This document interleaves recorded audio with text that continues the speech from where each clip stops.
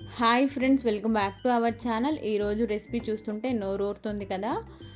చూస్తుంటే నేతి బొబ్బట్లలాగా కూడా అనిపిస్తున్నాయి కదా. నేతి బొబ్బట్లు అయితే అసలు కానే కాదు ఫ్రెండ్స్. మరి ఏంటో ఈ వీడియోలో చూసేయండి. స్టార్టింగ్ నుంచి ఎండింగ్ వరకు చూసినట్లయితే కంప్లీట్గా అర్థమవుతుంది ఫ్రెండ్స్. ఫస్ట్ టైం ఎవరైనా మన ఛానల్ని చూస్తుంటే సబ్స్క్రైబ్ చేసి సపోర్ట్ చేయండి. ఇప్పుడైతే లేట్ చేయకుండా ఈ ఎమ్మీ ఎగ్ ఆమ్లెట్స్ తయారీలోకి అయితే వెళ్ళిపోదాం. ఇప్పుడు ఒక మిక్సీ జార్ని తీసుకొని దీనిలోకి ఒక్కొక్క ఎగ్స్ని ఇలా బ్రేక్ చేసుకొని పెంకులు ఏమి పడకుండా బ్రేక్ చేసుకొని వేసుకోవాలి. ఇక్కడ నేనైతే ఒక 4 ఎగ్స్ని తీసుకొని ఇలా పెంకులు పడకుండా జాగ్రత్తగా బ్రేక్ చేసుకుని వేసుకున్నాను. ఇలా డైరెక్ట్గా వేయడం ఇష్టం లేని వాళ్ళు వేరొక బౌల్లోకి వేసుకొని ఆ తర్వాత మిక్సీ జార్లోకి యాడ్ చేసుకోవచ్చు. ఆ తర్వాత ఒక 1/2 టేబుల్ స్పూన్ వరకు బ్లాక్ సాల్ట్ని, 1/2 టేబుల్ స్పూన్ బేకింగ్ సోడాని, 1/2 టేబుల్ స్పూన్ చక్కెరని, మరొక 1/2 టేబుల్ స్పూన్ రెడ్ చిల్లీ పౌడర్ని వేసుకోవాలి. ఇలా వీటన్నింటినీ ఈక్వల్ క్వాంటిటీలో వేసుకొని ఒక 2 నిమిషాలు కంటిన్యూస్గా బ్లెండ్ చేసుకోవాలి. ఇలా బ్లెండ్ చేయడం వల్ల ఎగ్ వైట్ అండ్ ఎల్లో కంప్లీట్గా మిక్స్ అవుతాయి. ఇలా మిక్స్ అయిన తర్వాత ఇలా నురగలాగా అనిపిస్తుంది. ఇక్కడ నేనైతే బ్లెండ్ చేసేటప్పుడు పసుపును వేయలేదు, ఆ తర్వాత వేసుకున్నాను ఫ్రెండ్స్. మీరైతే బ్లెండ్ చేసుకునేటప్పుడే ఈ పసుపును కూడా వేసారంటే మంచిగా అంతటికి బాగా కలిసిపోతుంది.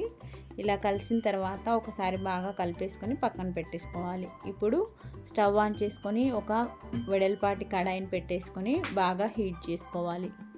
ఇలా పాన్ మొత్తం హీట్ ఎక్కిన తర్వాత ఒక 1/2 టేబుల్ స్పూన్ వరకు ఆయిల్ని వేసుకోవాలి. నేనైతే ఇక్కడ ఎక్కువ ఆయిల్ని వేయకుండా చేస్తున్నాను. ఎవరికైనా ఆయిల్ ఎక్కువగా తినే వాళ్ళైతే ఎక్కువగానే వేసుకోండి ఫ్రెండ్స్. ఇలా ఆయిల్ మొత్తం పాన్ మొత్తం స్ప్రెడ్ చేసిన తర్వాత మనం బ్లెండ్ చేసుకున్న ఎగ్ మిక్చర్ని వేసి ఈవెన్గా స్ప్రెడ్ చేసుకోవాలి. ఇలా వేసుకొని చిన్న స్పూన్ తీసుకొని ఇలా ఈవెన్గా స్ప్రెడ్ చేశారంటే ఎగ్ ఆమ్లెట్ మొత్తం ఒకే విధంగా ఈవెన్గా వస్తుంది. ఇలా రౌండ్గా వచ్చేలాగా కూడా స్ప్రెడ్ చేసుకోవాలి. ఇలా ఒక 2 నిమిషాలు లో ఫ్లేమ్లోనే మూత పెట్టకుండా ఉడికించుకోవాలి. ఇలా వీడియోలో చూపించినట్టు ఇలా ఎగ్ మిక్చర్ అయితే బాగా పొంగుతుంది ఫ్రెండ్స్. ఎగ్ ఆమ్లెట్ మంచిగా పొంగితే ఫ్లఫీగా వస్తుంది, స్మూత్గా చాలా బాగుంటుంది.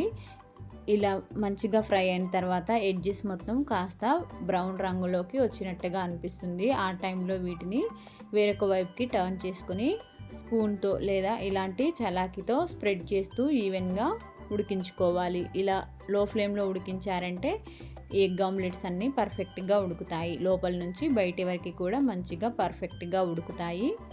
ఇలా ఉడికాయి అంటే నీసు వాసన అనేది రాకుండా ఉంటుంది. ఇదే విధంగా మిగిలిన ఎగ్ ఆమ్లెట్స్ని కూడా రెడీ చేసుకున్నారంటే చాలా కమ్మగా ఉంటాయి ఫ్రెండ్స్.